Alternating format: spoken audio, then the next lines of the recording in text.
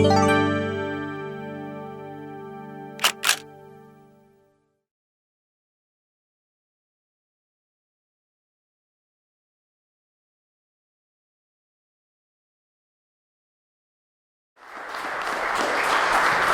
evening. I hope you guys are cooler than I am because it's pretty toasty in here, but we'll get through this. If you feel like you're going to fall asleep, just let yourself fall asleep and we'll all laugh when you hit the floor. Don't worry about it. So my name is Keith French. That's obvious. It's already been said about 6 times, but a little bit about me. I just started doing photography in 1984, so I just got a few years behind me, but actually it was a hobby when I was in a military career doing way different things. When I was off active duty in 1990, I went into the corporate world. Enjoyed that for about 12 years. Actually, I enjoyed that for about 6 years and endured it for about 6 more. And then from that point, I actually decided while I was living here in Elgin, I'm either going to start a business on my own or buy an existing business. And I went to a place I used to work at when I was moonlighting a little bit, and I ended up buying it. And it was a camera store right here in town called Card & Camera. And we endured through the best of times and the worst of times, and finally in 2011 I closed that, and I have left that retail area. Now I'm just a full-time marketing and advertising photographer. I work out of my house just straight down Spring Street. So if you guys got any product you need photographs of, let me know. I do that. But the other thing I started doing after I closed the store was these workshops. And part of this talk is a result of a workshop that I've been doing now 4 years. So this will be the 5th year that I've done this workshop. And it kind of ties in a lot of different styles of photography. But the 2 of my favorite ones are, of course, fall colors and fine art. So that's what I want to go through a little bit on today. I don't want to make any claims that I know everything about fall photography. So if you got a better way of doing it, please share it. You know, put your hand up and say, "Yo, did you ever try this?" I don't know. I might have. So, but without any further ado, let's get started. Okay. Most of the pictures that are shown as scenery are taken in that blue line. That is about as far south as you can get in Illinois. They don't even speak English down there. You know, you get a lot like this and a lot like that, and talk like this and a lot of like that, you know. But I tell you what, they are the nicest people you ever want to meet. Most of the places that I go to now are on private property, and they are excited to have me and my groups there. They can't do enough. One lady made us breakfast. She had homemade cinnamon raisin bread pie thingies with the gooey stuff on them. They were amazing. Outside around a camp, you were there, Mario. That was phenomenal, absolutely phenomenal. We had a cowboy camp stove with a coffee pot hanging from a metal tripod. It was amazing. So that's where all the scenery shots are taken from. I have to say scenery shots because there's 2 pictures in here that aren't scenery. But that's where we go. If you notice the big green box right here, that says Shawnee National Forest. Now, you're not going to hear me say a whole lot about going down to the Shawnee National Forest because there's some legal stipulations. Should I cover this? There's some legal stipulations about what they think I'm doing and what I'm actually doing. And so I just say I'm going to Southern Illinois. Because the area is dotted with a lot of private property, it's okay. The roads are public. The forest is the forest, but the private property is anything goes. So that's what's there. But it's beautiful. If you want to read up on what's down in the Shawnee National Forest, you know, rock formations, creeks, waterfalls, abandoned barns, cemeteries, pre-Civil War, there's some pretty amazing things. So if you get into that, you'll love it. All right, let's keep moving. So tools. Everybody knows you got to have a camera, right, if you're going to do this. I don't care if it's a DSLR. You can have an iPhone if you want. But you got to have something that takes pictures. You're going to want to have a tripod, especially if you like to do HDR. But some of the morning and evening shots, you're going to want to use a long shutter. And so a tripod is a big help. 28 millimeter or wider for some of those big scenery shots. It doesn't hurt you to not have that because you can just decide to shoot panoramic style if you have like only a 50 millimeter. You can take a 50 millimeter lens, turn your camera up on its side, and go cha-ching, cha-ching, cha-ching, cha-ching, cha-ching, cha-ching, and then stitch them together in the computer. Now you got one big, massive scenery shot. So there's ways around that if you don't want to go out and drop $1,200 on a big wide-angle lens. So you don't have to. there's a lot cheaper wide-angle lenses, but if you're going to go to a place like this, you might as well get good glass. So macro and close-up lenses for things that crawl around on the forest floor, those are nice. Also for some close-ups in the streams and the stream beds are fun. Extension tubes, if you don't have a macro lens, does anyone not know what an extension tube is? Don't be afraid or ashamed. Okay, an extension tube is literally like a spacer. It fits in between your lens and your camera body, and it makes your lens pushes your lens out farther, which then minimizes your lens's already minimum focus point. So if your lens won't focus inside of 18 inches and you put an extension tube on it, and there's various thicknesses, you might be able to get your lens to focus to like 1.5 inches. So imagine the magnification that just occurred by being able to move your lens that much closer, how much percentage of your screen gets filled. And the nice thing about it is you don't have to spend a lot of money on extension tubes because there's no glass in them. All they do, there's just a spacer ring with a connector. The higher priced ones will transfer the autofocus information, but you don't even need that. You can literally just manually focus it and go woo!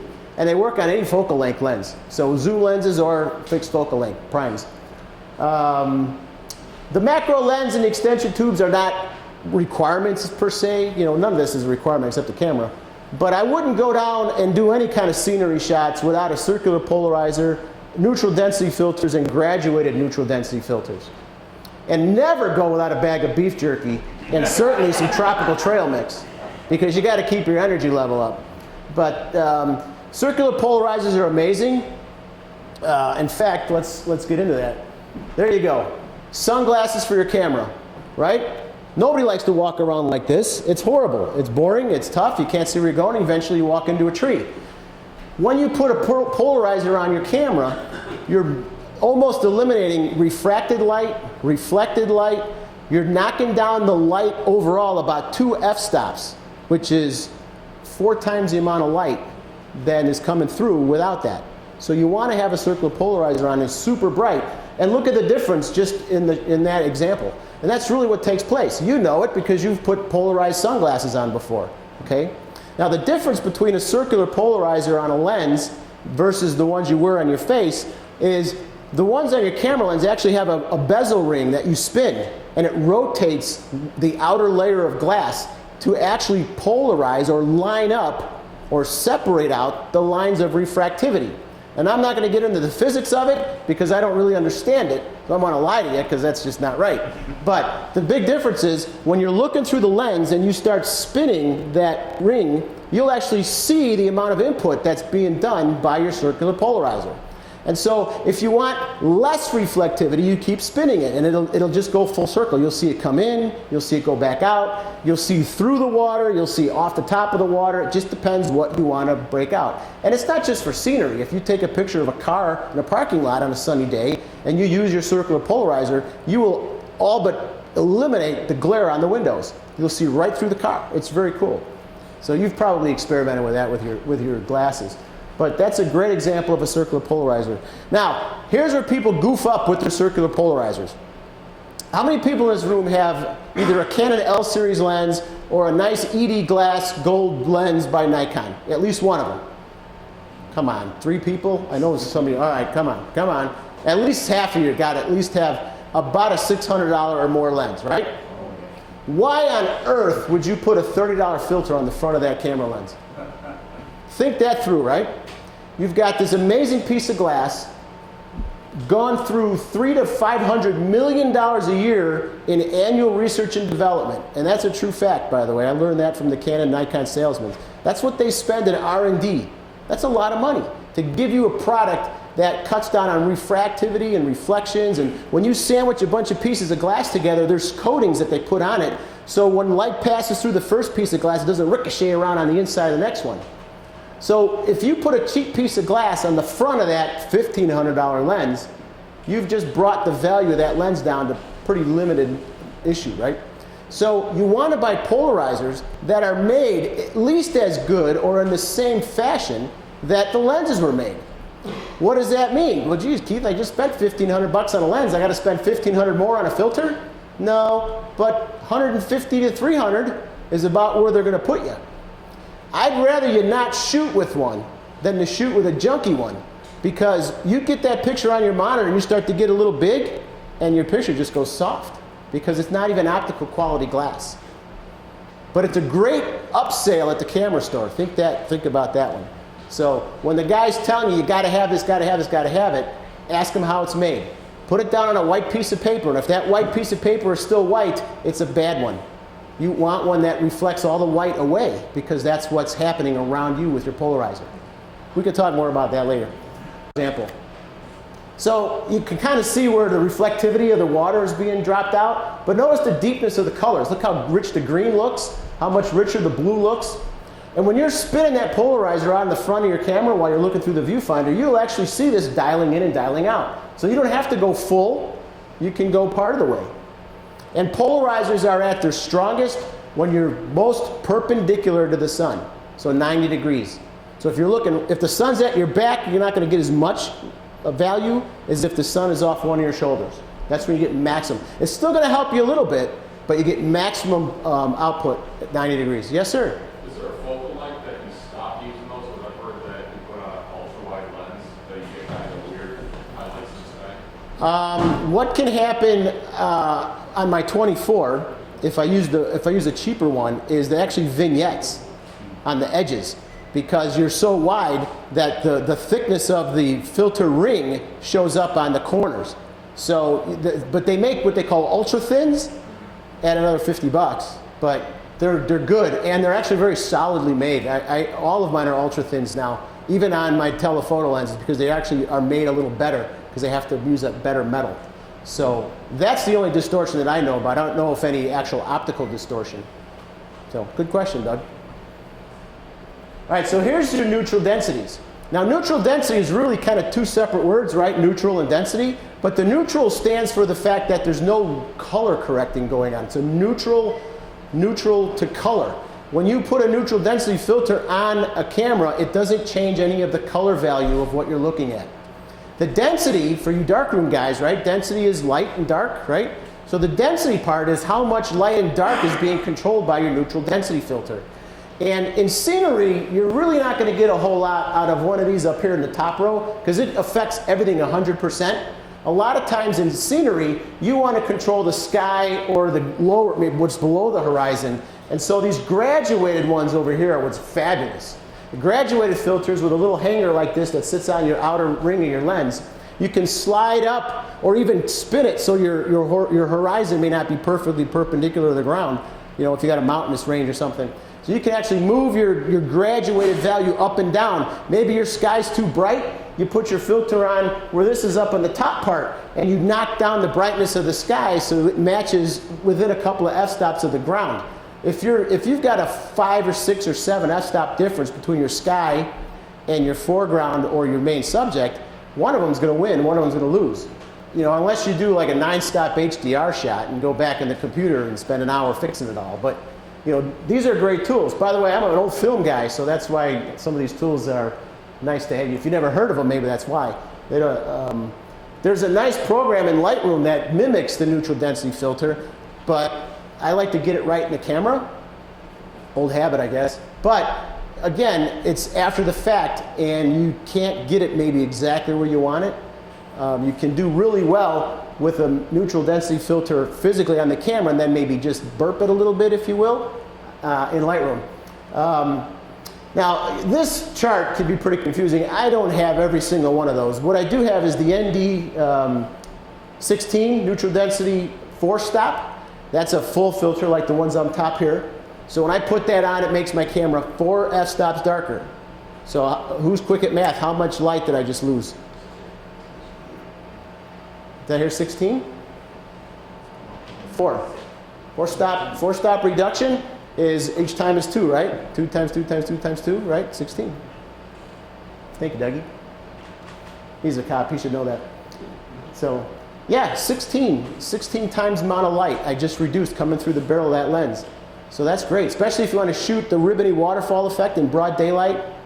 You can't stop your lens down enough and slow your shutter speed enough in that kind of lighting. So the 4-stop neutral density, or then I use the last one down here, the 10-stop neutral density. That one is so thick that you have to focus the camera first and then put it on. and hope you don't spin the focus ring while you're putting it on. So that's why there's always a little roll of black duct tape, or not duct tape, the black electrical tape in my camera bag. Focus, tape it, screw it on. Because if you've never driven 300 miles to come back and post-process blurry pictures, that'll save you. So, and then from a neutral density graduated, I use an ND2, which is only 1 stop, and then I use the ND8, which is 3 stops, and I'm probably going to pick up an ND64, a 6 stop, pretty soon for a workshop I've got coming up in the first week in October. So, but those are your neutral density filters. Anybody have a question on some of that stuff? Yes? Can you slide multiple into that ring? You could, actually. This holder has 3 grooves in it.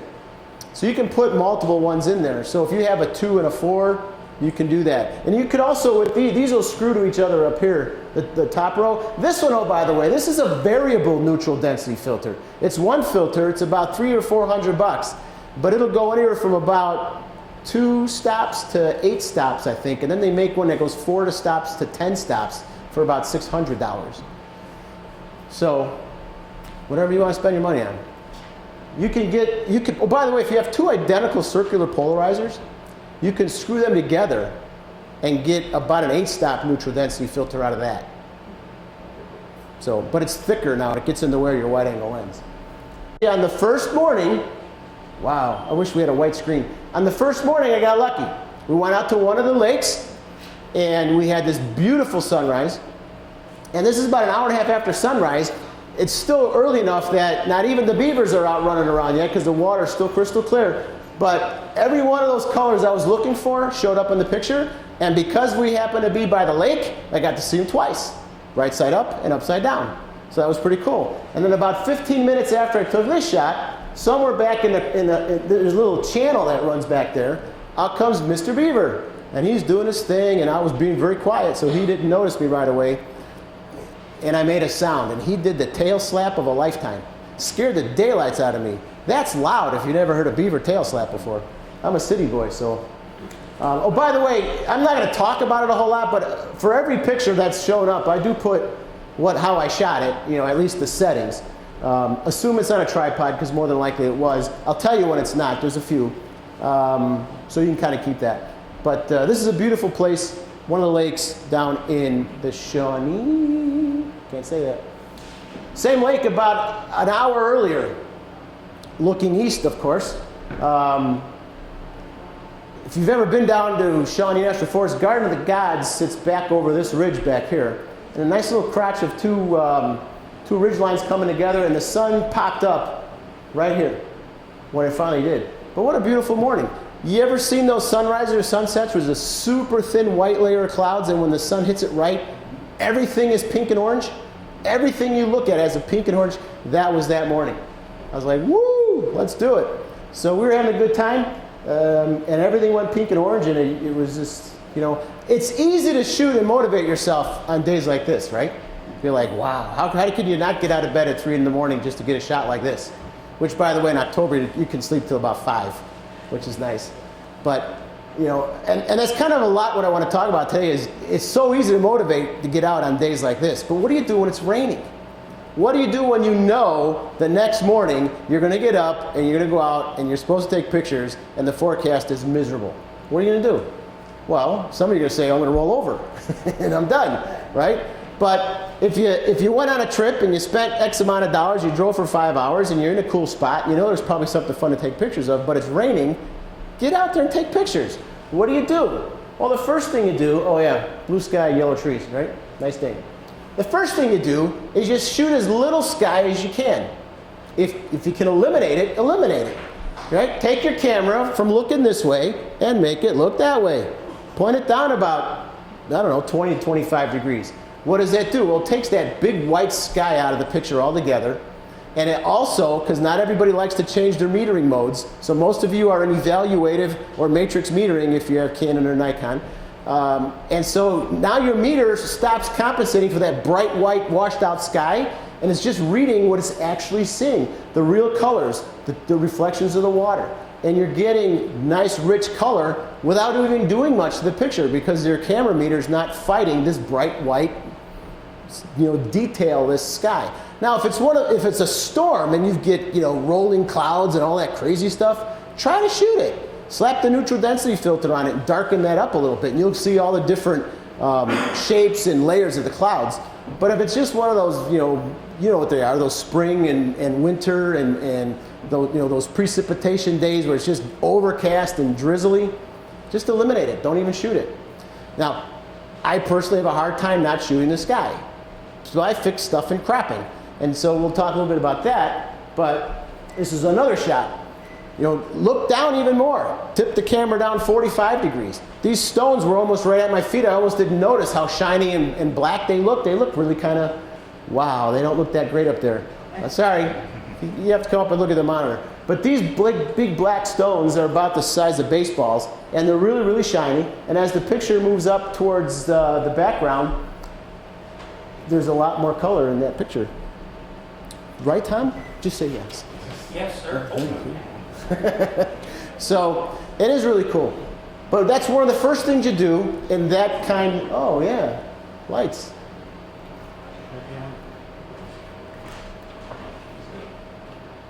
Now we're in the slider in red. There's a little slider with that red sticker.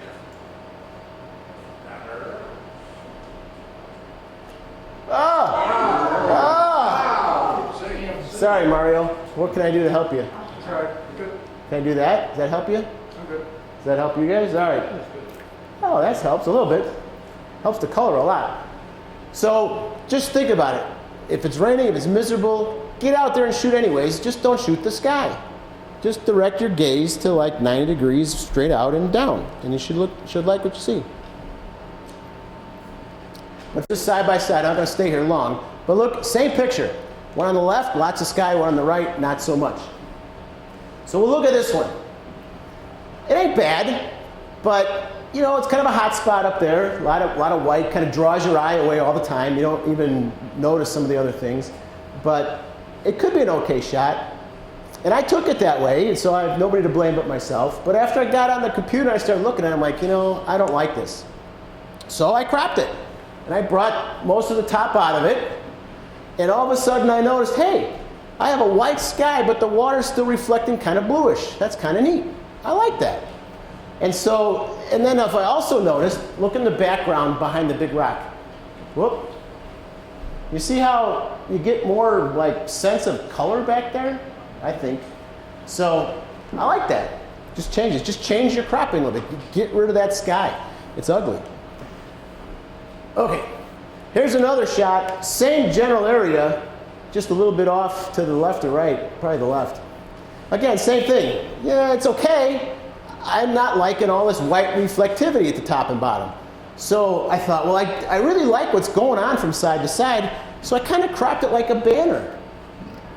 Same picture. But I think it really changes the dynamics of the shot. Just crop it out a little bit. So then if you're one of those creative Facebook people, make that your Facebook banner. Kind of fun. All right. So cropping is a great way to keep the coolness in your shots when the weather stinks. A little bit of cropping, angle down, get the sky out of the way. All right, here's a shot right out of the camera, untouched. Lots going on. It's raining. For sure it's raining. I can see it in the water. It's kind of foggy looking in the background. You got a rock overhang that, unless you were there, you really don't know. There's a big rock overhang here, but there's like a dark shadow area, dead tree. And I'm looking at this shot on the computer. I'm like, wait a second. I got a nice leading line. I got a leading line here, a leading line with. What if I cropped it vertically? So I cropped it vertically. And I thought, hey, that kind of works for me. The color looks nice, the dead tree is gone, the black hole is missing. I still got a little bit of white sky, but I'm going to show you a little post-production on this picture. But I've got a leading line with my shoreline, I got a rock coming through, I got some trees going up. The picture, and I've got what they call a nice border. I've got a rock border here and a tree border here. So the picture kind of moves a little bit. Your eye follows a little pattern and off you go. And it looks kind of nice. Now, the thing that this picture's still missing is a little bit of burst. It's kind of, hopefully we can pull it out on the wall here. But the next thing I did, went into Lightroom, Love Lightroom. Shoot everything in RAW, bring it in the Lightroom. And I go over to the develop setting, up here the module develop, way at the top. And I come down to what's called the basics, which is your color temperature, your lightness controls, your shadows and all that. And you can tell by my sliders, I didn't move them very far. You know, just a little bit. Contrast and exposure are the same. Shadows, I bumped them up maybe a +20. Whiteness, I bumped it down about a -15. That helped knock that bright white corner down to like a light gray. Just a little, not much. And then clarity, which is kind of like a color separator, I bumped clarity up about 10. And I didn't touch vibrance, and I didn't touch luminance, because I'll tell you what I did in the next slide. But this, just enough, just kind of started bringing the colors out, the separation of the leaves in the sky and all that. And it also brought in a little more detail in the shadow area in the face of this rock with the shadow tool. So that's a nice tool, by the way. If you're not a Lightroom fan, it's a great investment. And I think it's really hard to buy now without getting Creative Cloud, which is a monthly fee. It's worth 10 bucks a month. If you process 50 pictures a month, it's worth it. If you process 3,000 pictures a month, it's really worth it. All right, so this is the color side. Up here was basic. It scrolled off the top of the screen. Now this is where you get into your colors. And what I do on a color photo like this is I try to give a little bit of life to the lesser strong colors, or the weaker colors, right? So in this picture, the weaker colors were the reds. The little bit of greens are a little weaker, except for the one. This was a pretty strong green. But the greens were a little weak. Orange and yellows were very strong, so I left them alone. But I brought the slider bars up on red and on blue and green. And the blue helps bring out those plum red trees. Gets them a little more violet burst. Thank you. I just washed my tongue. I can't do a thing with it. So anyways, there it is. A little bit of post-production. Any questions on anything on this specific picture that I might have mentioned or got you a little dizzy? Yes? Do you ever struggle along with going too far or on any of the color adjustments where you get to a point where it kind of doesn't look natural anymore? Yeah. I don't like I love HDR as a tool, but I hate it when a picture looks HDR. And I use it, but I'm in and out a lot. And a lot of it is because I don't want to overdo it with a color. But the nice thing about Lightroom is it's all reversible. I can go all the way over and go, ooh, and go halfway back and go, oh, and so I'm moving it back and forth, and it's nice. And sometimes it's good to know how far you can go before it's too far. So I like playing with the sliders. And not only saturation, the top, for each color there's 3 bars. One is hue, one is saturation, one is luminance. Okay, hue is actually physically changing the color. I almost never touch that. If I do, it's an accident. Sometimes I even like it. Saturation, everybody knows what that is, just bringing the strength of the color up. But luminance is a nice tool too for certain applications because it takes that color and just slowly brightens it without adding more color richness. So it's a good tool. So, but that's how I did a little post-production on the color. Now, somebody say, well, geez, Keith, yes, sir. I'm not a big curves guy. Not because I don't like it. I just never really got into curves, and I've seen some amazing work with curves because you can accomplish several things at once. But one of the things that I found that curves are really good for is if you've blown the exposure. And I try not to do that too often, but it's a great rescue tool. But at the same time, it's also a nice tool for playing with contrast, exposure, and color strength simultaneously. Black and white use of curve. There you go, yeah. And I know it's a good tool, it's not one I've played with very much, so. But, so, I was gonna say one more thing, that's okay. That's okay, Bob, I probably didn't need to say it. So, cool. Question? Next? Yes? Time of day. Time of day? This probably was early afternoon. I noticed it went up to 500 ISO in this one, and all other pictures were. Somebody's reading that, yeah. Yeah. I wanted a little bit of a slow shutter to smooth out the water just a tad.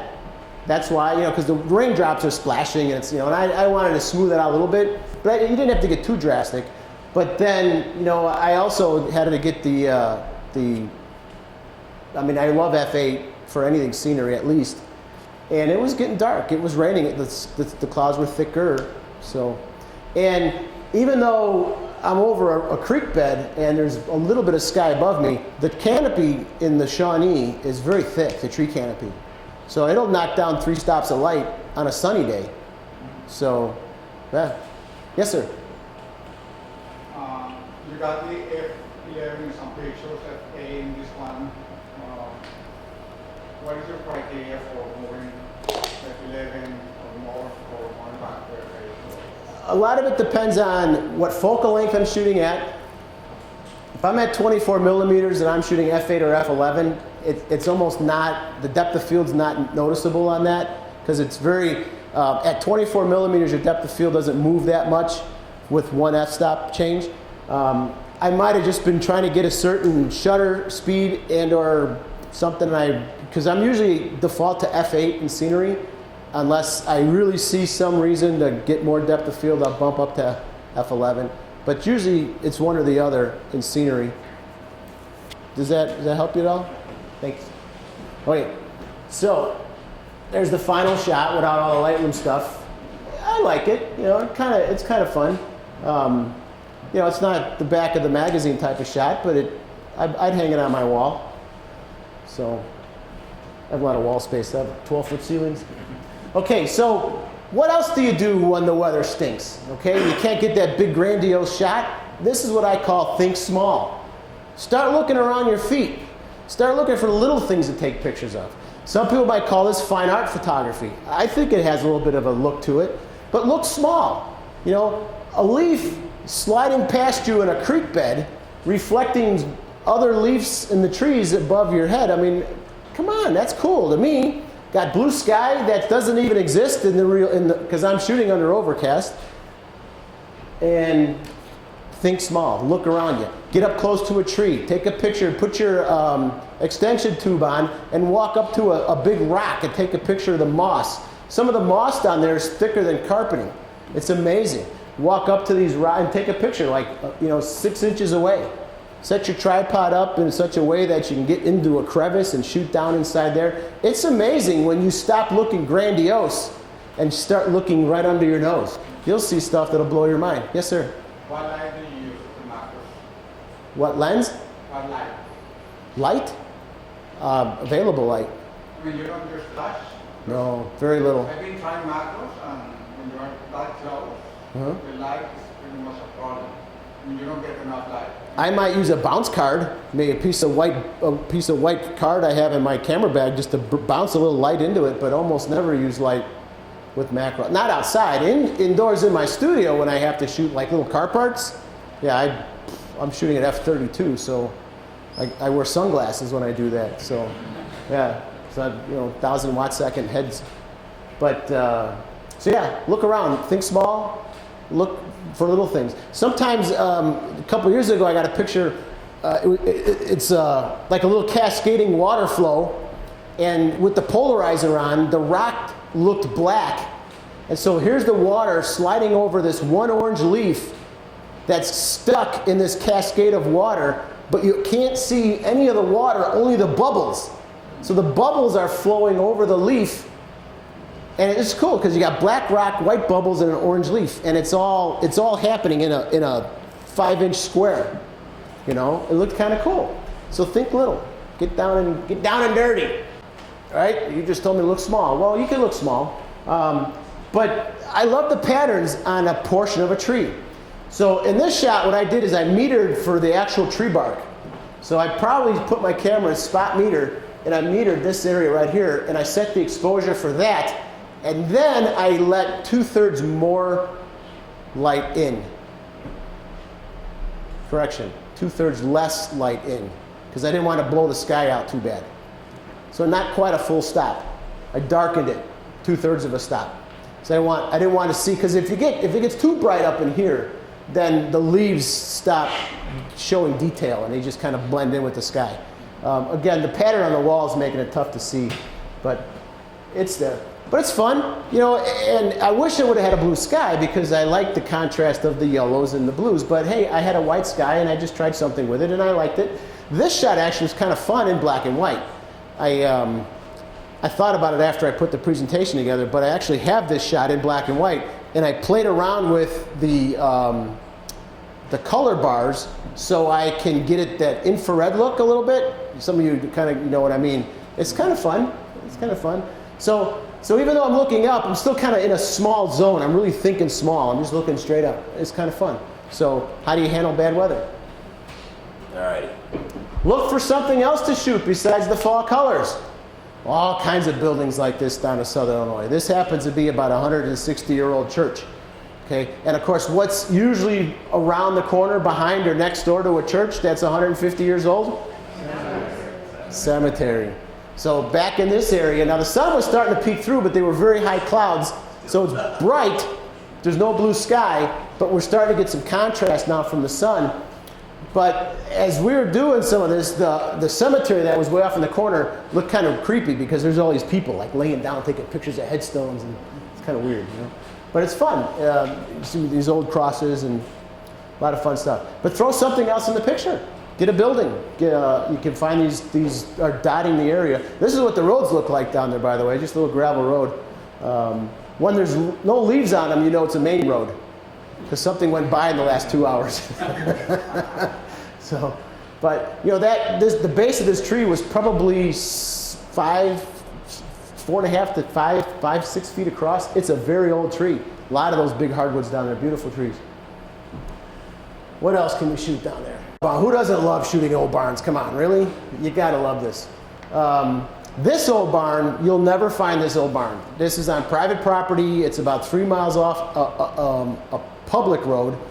And if you don't network with people and they tell you to somebody and reach you to somebody and introduce you to the next guy, boom.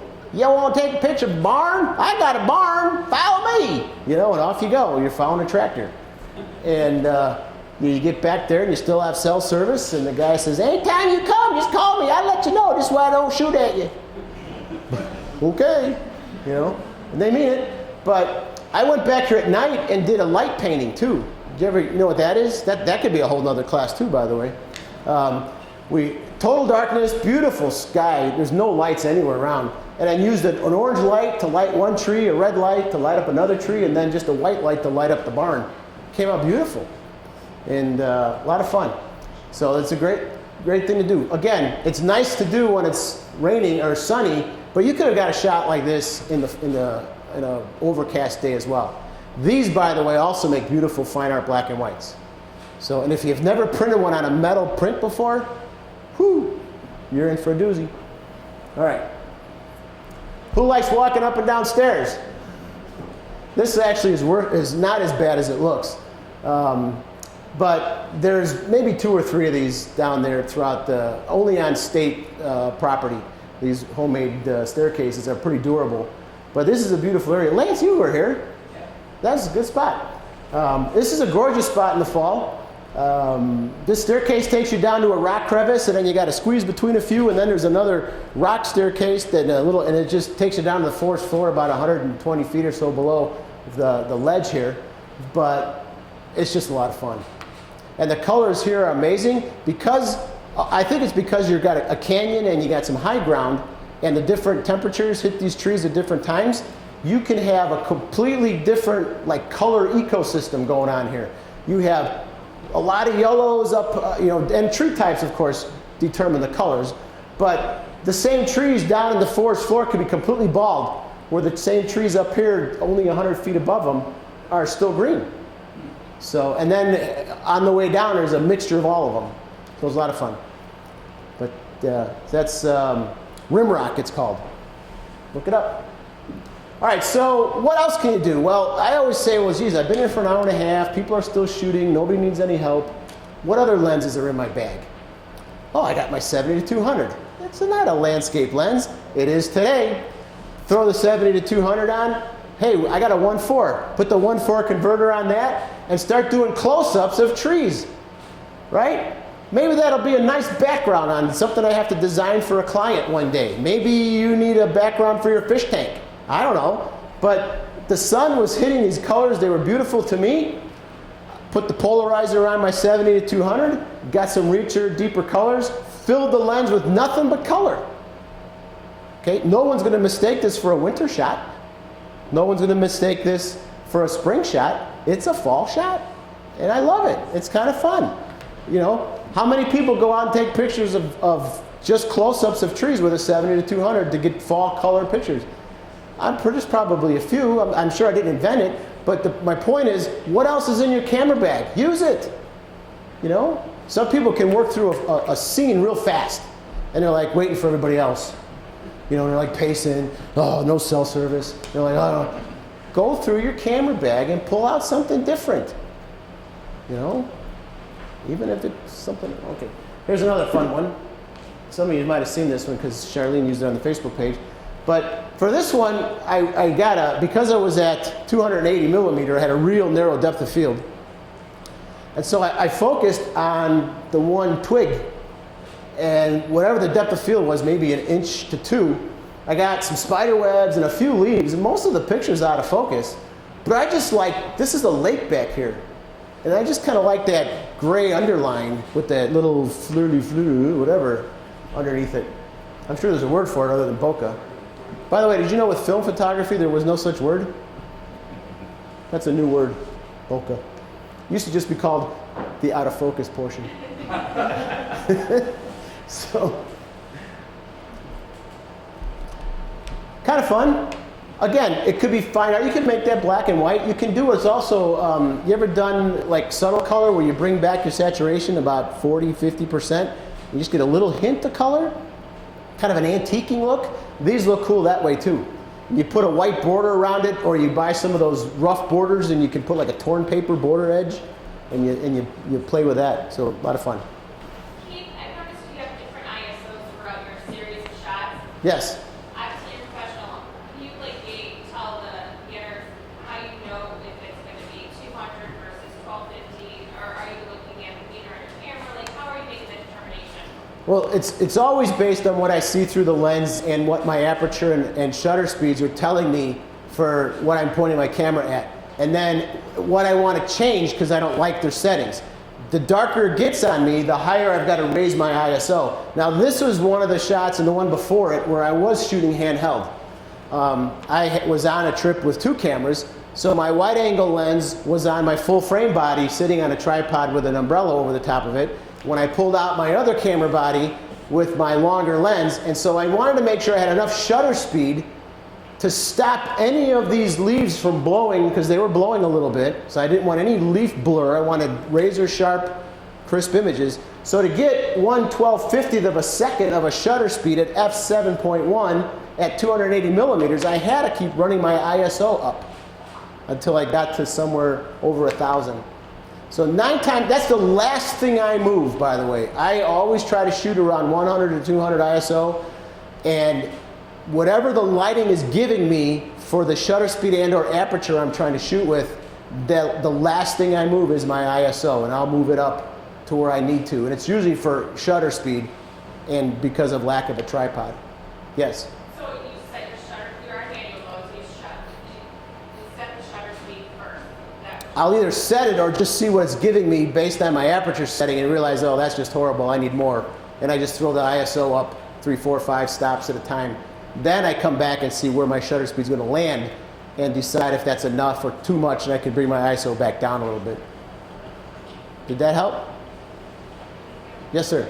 You said you had your full frame camera in the bag. Was it taken with the C sensor? That was taken with my 7D, which is a cropped, APS-C sensor. So when you get to an ISO, it's guys like 1250 on that. Does that start messing around with noise, or? You tell me. Good on that. No, the 7D, I shoot Friday Night Football at 6400 ISO, and it's very low noise. You know, it's the 4th generation CMOS sensor, you know, like the Nikon D800, you know, that caliber of sensor. So 6400 ISO is like a sneeze anymore. You don't even worry about it. Now I had some, you know, $3,000, $4,000 camera bodies in 2008 that couldn't take this shot at that ISO. So Yeah, they've done remarkable stuff, both Canon, Nikon, Sony, with ISO. It's amazing. Mario gets some incredible low light stuff with his Sony. So, pretty cool. All right, any questions? This was not taken outside. Yes, sir. What white balance are you using? That's a great question. When I'm outside, I will use some of the camera's preset white balances, you know, daylight, shade, cloudy, overcast, whatever. I'll use those because they're pretty accurate for outside. Because the quality of the color is more warm because you're shooting at 6,000 Kelvin and shades at 7,000 Kelvin, so it makes it much more of a shot. So. I was more than likely shooting in the shade setting. I'm sorry, in the overcast setting, because a lot of it was overcast on that trip. I had one half day where it was sunny. It was Friday morning from before sunrise till about 11 o'clock. Then the high white clouds came in, and then the lower white clouds came in, and then the precipitation came in. Kept shooting. But yeah, so yeah, white, that's a good one. Yes, sir. Okay. In terms of camera settings, Yes. The presets for cloudy or daylight or Yep. shade. Switch gears and go over to the camera neutral and camera standard and Adobe standard. Oh, those preset. are color presets. They're color presets. Those are So color How presets. does that fit in? How does that change portraiture or landscape? I mean, is there Yes, is there okay. some optimum combinations that you want to use? Or So- also, how does it? What's the difference between doing it in the camera and doing it in Lightroom? The difference between doing it in Lightroom is it's 100% you in control of what you see and what's been recorded. Is it the same? I don't know, to be honest. I keep everything in the neutral and standard settings, with one exception. I have contrast up one, there's like 5 contrast lines. I have it up one past +1. Or, I'm sorry, you have 0, -1, 2, 3, 4, 5, +1, 2, 3, 4, 5. I'm at +1/2 on the contrast. I want to get a little bit of life to contrast. Everything else, I want to control it myself, because everything else, I've got color balance going on my monitor. I do all my own color printing, so I have all of that balanced and calibrated. I don't want the camera to decide, this is the color I want to show you. I want to decide what the color is that I saw. That's what got me started. You know, we're going to go talk about an old story. You know, I didn't give a rip about any of this stuff until I started printing myself and started realizing, hey, that's what I saw. I just wanted it to look how my brain remembered it, you know, and so I ended up with a color darkroom in my house in 1987, and nobody had color darkrooms at home, you know, and I did, because I was nuts. But yeah, that's a great question. There are a lot of presets, and I know there's guys who are way smarter than I do that have figured all of those out, because there's like 9 or 10 color shooting modes and all these different modes. They get it. They have like dissected the science behind the color. I've never had time to, at least took the time to figure all that out, but I know that I can do it all on my calibrated gear that I own and get the colors I like. I'm a color printer, so I do know what a color needs to look like. And I can tell you when my monitor's wacky, and I'll say, uh-oh, I'm not getting that color. Time to pull out the spider and start over. So my family has a name for that, but I'm not going to tell you here. Besides RAW, you also can shoot in JPEG? There very rarely do I shoot in JPEG. The only time that I'll purposefully shoot in JPEG, and notice I said purposefully, I've done it on accident, is high school football, because I need that buffer to hold all 45 images when I'm shooting at 8.5 frames per second. You know, RAW, the buffer's 14 pictures. That's not even a run back, you know. So I shoot in JPEG. Plus the lighting never changes at night, Friday night football. You know, maybe in the first 2 games when they start right at sunset, but by then, you know, by game 3, the games are starting after almost full effect on the lights. Lighting never changes. I set my lighting up, go to JPEG, and that's the only main reason you shoot in RAW, because you want to get your good color and you want to nail your exposure. So The other thing is if I'm at certain types of event photography, let's say this was a corporate party and everybody's mingling around the room and da-da-da-da-da-da, and I know I need to rip through them really fast because they want a disc an hour after the party. So I'll shoot it in JPEG. I'm controlling 95% of the light anyways, so I'm not worried about it. But that's pretty much it. Otherwise, in camera raw, gives you so much. If you, let's say, talk about white balance. You know, hey, I left the camera in shade and the sun came out. Now all my pictures have this ugly hue. If I shot them in raw, that's a one button fix. Boop, fixed. Takes longer to say it than it does to fix it. So yeah. Anybody? I ended early because you guys can ask a lot of questions. Yes, hi. So, you mentioned that you were out shooting in the rain. How do you protect your equipment? Great question. I actually meant to say this earlier. Think of these two words, OpTech. OP-TECH. OpTech is a fabulous company. They make all kinds of straps and gear, but they make these little $7 bags that's like a sleeve for your camera. It's got a drawstring that goes around the front of your lens, and then it comes down and it's got a little bit of an angle to it, and it fits over your camera body. It's got a little hole that you can lift up the rubber eye cup, put the hole around your viewfinder. Yeah, Mario's got one. Here, I'll show you. You know, and the funny thing is about these OpTechs, and I always buy the large one anyways, even though they come in 3 sizes. You know, it's a good thing I'm not a veterinarian. Anyways, so here's a little hole right here. Here's your hole. It's very small, but it fits over your eye cup, and you put the rubber eye cup back on. Draw your drawstring. I mean, if you're shooting with a lens that's this big, you've forked out a lot of money. But, you know, put the drawstring, I know, right? Put the drawstring on, and then that's it. It's done. It's sealed. What I do then is I pull this back and I put my hood over the plastic, and it's a pretty good seal. You know, one time I shot for about an hour with it like this. That happens. It happens. I was miserable. It was like 31 degrees and raining, you know. I was like, just shoot it. I don't even think I was focusing. But these really work great. They were made to be kind of like a one and done, but they're durable enough that I always turn them inside out, let them dry in the car, or bring them back to the cabin or wherever and let them dry out. They come 2 in a bag for $7 on Amazon. OpTech. You can't go wrong. There are $80, $90, and $100 solutions out there, and feel free to buy one. You know. Thanks, Mario. Anyone else? No? You guys have been a great audience, so I've got something for you. Oh! Thank you for letting me be here today.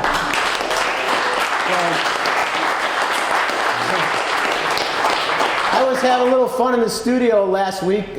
Somebody was writing an article and they asked me to take a picture. They wanted me to send them a picture of me with a camera.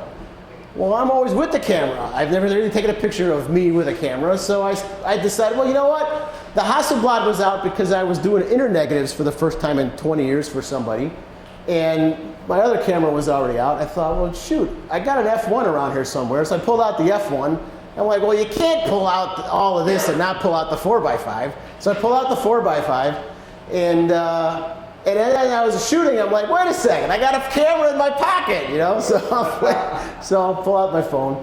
But what I wanted to say as a thank you is, if anybody thinks you can squeeze in a trip, I'm going back down to Southern Illinois. It's a 3-day trip, the 21st, 2nd, and 3rd of October. There's still a couple of spots open. This coupon code will give you $100 off. So if you want to sign on, you can go to kfrenchphoto.com, photo-workshop. I've got some cards in the back. You can log in and check it out.